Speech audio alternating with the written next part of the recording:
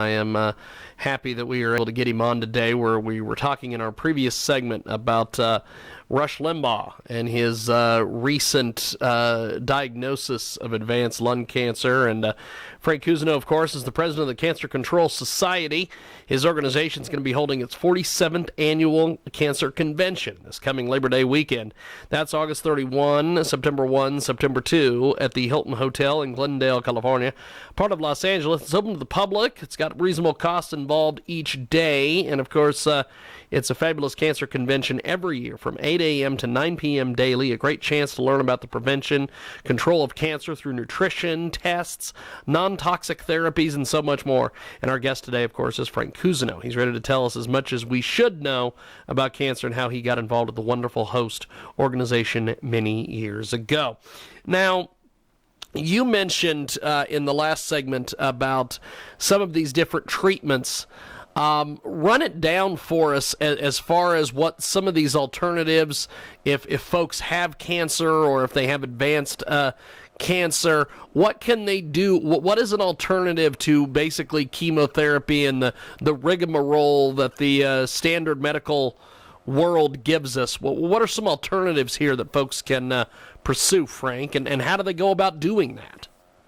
Well, I think some of the things I mentioned that what Rush Limbaugh could do would fit in, would help answer that. The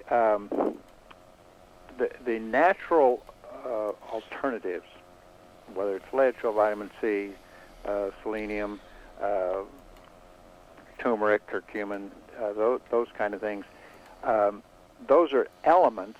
They're not ends in themselves, but there really needs to be examine the foods that people are eating when they're diagnosed, and look at the foods that contribute to cancer and the foods that, at the very least, don't promote cancer. And there are plenty of foods that will actually attack cancer and other degenerative diseases, for that matter. You have people like Dr. Patrick Quillen, Dr. Michael Murray, who have newsletters, written books. Mark Hyman, functional medicine, has techniques and programs, dietary programs that practical things that people can do. I think in most cases, 3 or 4 weeks at an alternative or integrative cancer clinic. My first choice would be Mexico. Second would be somewhere in the U.S. And then there's always Germany and Europe. There's other clinics in Europe, not just Germany. But and the reason I favor Mexico, say, first over U.S. is that there are still things that can be done comfortably in Mexico, legally in Mexico, than in the United States. There's still some limitations, and particularly where it may not be strictly illegal to do something, but physicians are a little leery just because the type of scrutiny that it may attract just makes it harder to practice medicine. So they're very, very careful what they do. And I think that sometimes people have perception, for instance, that maybe the Mexican doctors aren't as good as ours. Well, I'd like to point out that they all go to most of them go to the same medical schools. They study from the same textbooks, so they all get the same, say, basic education. And then the difference is that after they become physicians and they do their internships and all those things, they do and they study more on the supplement, herb, and food. Which foods and how to select and how to prepare those foods. And a good source for that, cancercontrolsociety.org, people like Ty Bollinger, TTAC.com, The Truth About Cancer, the series that he's put together are phenomenal with the information. The interviews that he has conducted all over the world. So he has interviewed some of the best qualified, best educated, best credentialed physicians literally all over the world, and those are places to get information. Also mentioned CancerTutor.com. These are resources for people to learn that they actually have options. 40 some years ago when I got involved, there really were very few options. Surgery, radiation, chemotherapy. If you wanted the alternative, there was a very, very small group of physicians in the U.S. There was the Dr. Contreras and a couple of others in Tijuana. There were Philippines, Japan, Italy, and Germany using these methods. And for instance, most people are not aware that Ronald Reagan was treated by Dr. Hans Nieper with Laetrile in Germany. And so there's very good history, there's very good science behind these therapies. So encourage people to go cancercontrolsociety.org. And I would like to point out that we're in the process of renovating the Cancer Control website, and we're going to be improving our membership program. So if people go right now and they don't see what they want, please revisit periodically until we get it all renovated and up to date. The other thing I did want to mention that the highlight of the 2019 convention can kind of the two main things were, first of all, recovered cancer patients. Second was the food and lifestyle. And for instance, recovered cancer patients, the highlight, James Templeton, 20-year melanoma survivor, utilizing alternative therapies. Rick Hill, 45 years recovery from an embryonal testicular cancer. Peter Starr, I think it's been at least 15 years since he studying physicians around the world. Same thing that Ty Bollinger did before he decided on his program. And one of the things, there are books available on all of these topics, and one of my favorite, Carolyn Gross of Southern California, Treatable and Beatable, how she took her breast cancer, refused Yes, surgery. we have interviewed her on several occasions. She is phenomenal. She is phenomenal. Plus we, at our annual convention, we always do an hour with about 20 patients getting up and very quickly within that hour telling their stories, what kind of cancer, what they did, how they're doing, and we give each one somewhere between a minute and a half, 2 minutes, and we squeeze 20 or more in an hour, successfully treated cancer patients. Some of them have come back 10, 15 years. I think we've had a few 20, plus the others that I mentioned. And then the other highlight was the talking about food and lifestyle. And food, one of the, again, expert in that area, Ann Louise Gittleman, now I think generally referred to as the First Lady of Nutrition, not only her books and her newsletter and her lectures, but talks about food, how to select food, how to prepare it for health, restore health if you have disease, cancer, other diseases, and then how to maintain it. I already mentioned Michael Murray and Pat Quillen with their books, their programs that people can follow, and they all try to do it so that it's practical. If you don't have a lot of money to go to one of the clinics, the information for you to do this on your own at home is available. It may not be the easiest, but it has a fair number of successes. The other thing, lifestyle, things you can do.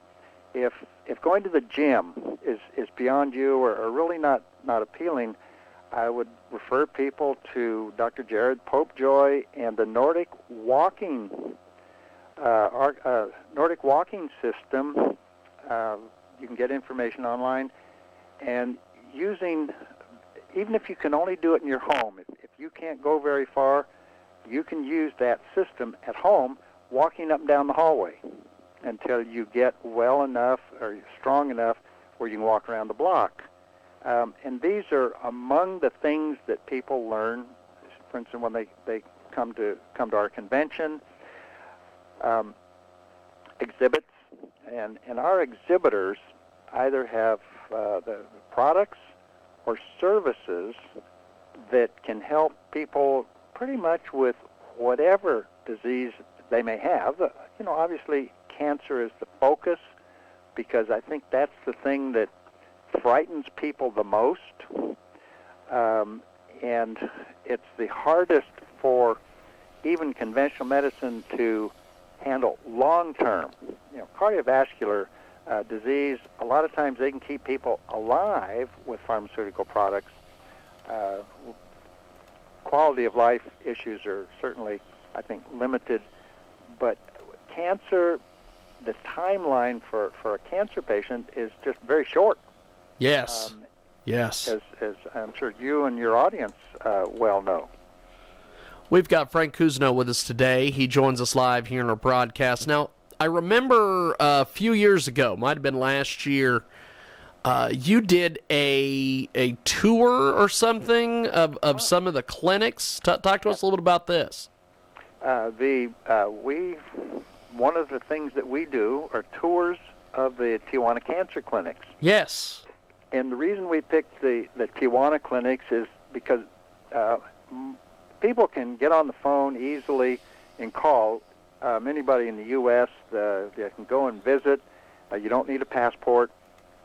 Going to Mexico now, of course, you need a passport. Second of all, there are perceptions that I don't think are necessarily true. People are afraid to go. Well, we take a very comfortable busload of people across the border, and we'll visit in one day. We can visit 4 clinics. It's really tough to try to get more than that, but we'll spend an hour and a half at one of the clinics, some small, some large. Some have a whole bunch of doctors, some have 1 or 2 doctors, but each one has its own healing personality. But we'll spend one day, we'll go to each one. You get to see the facility. You get to meet the physicians. Sometimes there are even patients that are there, so you get to interact with the patients. We provide lunch and snacks, and then obviously move on to the next one. It is all day. We leave Los Angeles around 7:30 in the morning, and we get back around 11:30 in the evening. But people in a comfortable, controlled environment get to see what's actually there. They get to see, wow, Tijuana is a big metropolitan center with about 1.5 million people. They go to work. They go to school. The children go to school. Some of them get picked up by their parents. Some of them walk home. Middle of the day, late, in the afternoon, school children walking home on the streets. And that's not an image that I think most people see when you mention Mexico or Tijuana or something that way. So that's what we try to do is show the options and do it in a comfortable way so people feel good about it. I think that is fantastic, and I think that some of the work that you do with this organization is absolutely amazing because, like you mentioned earlier, a lot of folks they'll get that diagnosis and they think, well, I need to start digging my grave right now. And you and your organization have proven over the years that there are ways to beat it, fix it, help it, prevent it, everything. Yeah, And that's our goal. That's our mission, is to do that. Frank Cousineau with us today. He joins us live here on our big broadcast, and he has got just an amazing organization. Give us some more highlights of each day. How many speakers do you have? What are some of the highlights, like some of the movies that are shown? Fill us in on this. Okay, we have, as you mentioned, about 9 to 7 or 8 o'clock at night, with breaks to visit exhibitors, and of course lunch and dinner. And among some of the speakers, of course, I mentioned James Templeton, Rick Hill, Peter Starr. We have a number of the Tijuana clinics.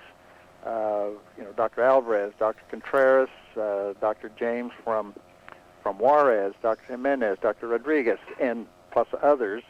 In U.S., we have people like Dr. Ferry Akbarpour. Very often we'll have Dr. Winkler. Both of them are located here in California. Dr. Lee Aaron Keneally.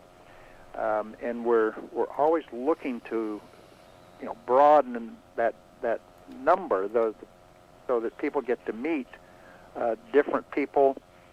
We have people talking again about food. Ann Louise Gittleman this year was a very big one, and then when we emphasize food, some people are vegetarian, some are what we call vegan, which is the kind of even more vegan than just vegetarian, and we have some people that are omnivores that generally eat kind of everything that's available, except some of the things that they eat in the Orient. We don't necessarily recommend those things, but with good, clean, beef, poultry, even in some cases clean, organic, grass-fed pork, and there are reasons behind why those things are acceptable under certain conditions. But we have people that are comfortable with that can help individuals say, I can do that. I can eat those foods. Some people can do vegetarian or vegan without just from today to the next and go do it. And they're happy. They know. They learn how to prepare the food. And I think that's a lot of it is having food that not only tastes good, but it looks good, so when you see it, you anticipate the joy of eating good food. Yes. And most of us enjoy eating. Some of us maybe eat too much sometimes, but it's something that we enjoy. So let's look at the things that are good for us and are available, and here's how to prepare them so that you have balance and in both the types of food and the elements that come from food, our nutrition, our amino acids, our minerals, our vitamins, that we get as much as we can with food, and then we'll supplement with tablets and capsules, in some cases powders. And I think that I think of when I go to Japan, and we had a very successful convention in Japan, number 25. We've been doing this in Japan now for 25 years. Wow. Aki Moriyama, the Furuhama Sensei, has took this on, doing it over there. But when you sit down at a traditional Japanese meal, if it's just a brief meal, sometimes breakfast, there may be a half a dozen different foods, relatively small proportions, but different foods that provide a certain balance. And the larger meals, the more formal meals, there's probably a dozen, in some cases even more, but a dozen different foods in reasonable quantities that all provide some element of a balanced nutritional meal. And I can tell you they're attractive to see them. They're delicious to eat, and whether they have meat or animal protein or strictly fruits, vegetables, legumes, those things, they taste good, and you come away with a very satisfied. And I think that's one of the reasons that contributes to Japanese longevity, particularly the people on Okinawa, which is a little different because it's isolated island way south, where the air and everything I think is a little bit more pure. They don't have the industrial part, but even the other areas on the Japanese mainland, you see a lot of octogenarians, nonagenarians, people in their hundreds, and it has to do with I think a lot of it with the way they eat, and then of course the lifestyle. They get some exercise. A lot of them walk, and so we contrast that with the U.S. With fast food and some of the other things, and even the ones that may be healthy. They'll go out and they'll do the heavy exercise, go to the gym every day or so, but they focus on one element, but they don't always integrate all of the ones that contribute to long and healthy lifestyle. And I like to tell people that when it comes to say fast food, it's not the first Big Mac or Burger King or sandwich from Carl Jr. nor the last one that kills you. It's all the ones in between. And well, you mentioned a very important point there. You were talking about folks who walk and go to the gym and things like this. What should people be doing when they go to the gym? What are some of the things that you've discovered over the years and different speakers that have said things back and forth? I think the key is to do something that, first of all, is comfortable, that you can do on a fairly regular basis. We've had speakers that will come in and say, focus on the walking or the running, the treadmill. The other exercise devices where you're doing upper body, lower body, and then there are the specialists that have programs. Nick Delgado, for instance, Dr. Delgado is a world-class, the weightlifter, the push-ups, the sit-ups, the things that develop the body. Tremendous. He comes and he talks. He tells people how to do it. Here's how you eat. Here's how you supplement. But here's how you exercise. Mark Houston, another one. I think I always like to hear him talk in his books. Mark is a cardiologist, part of the integrative school at Baylor University. Not Baylor. In Tennessee. My name, but the Vanderbilt. He's in the integrative medicine school at Vanderbilt University in Tennessee, and he has not only the nutritional supplement programs, but he has exercise regimen to depend on what you want to accomplish. And what I really appreciate about people like Mark Houston, Mark Hyman, and some of these others is they will, particularly the MDs that are actually still practicing medicine, because they have their case histories, and they'll tell this business executive or this worker came in with all of these conditions, and he's taking these meds and all of those, and they'll say, particularly with cardiovascular, they come in on a statin drug, or the case is reviewed and it says, all right, you need a statin for about 2 weeks, maybe 3. They take them off that. They put them on a supplement regimen, a moderate diet, exercise regimen, and they tell them, here's what you need to eat.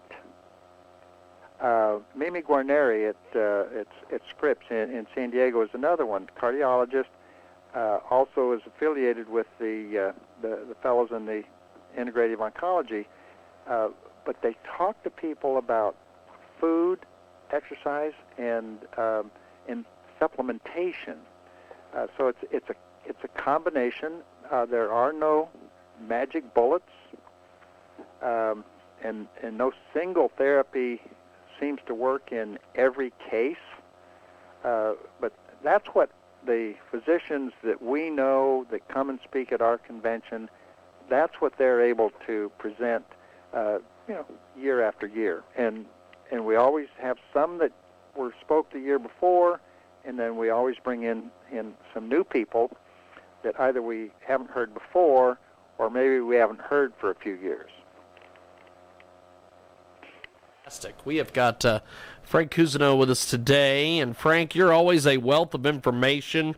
I appreciate you making time for us today. And if people want to find more information on the web or get a hold of you, how do they do that exactly? The quickest way, cancercontrolsociety.org, .org, Cancer Control Society.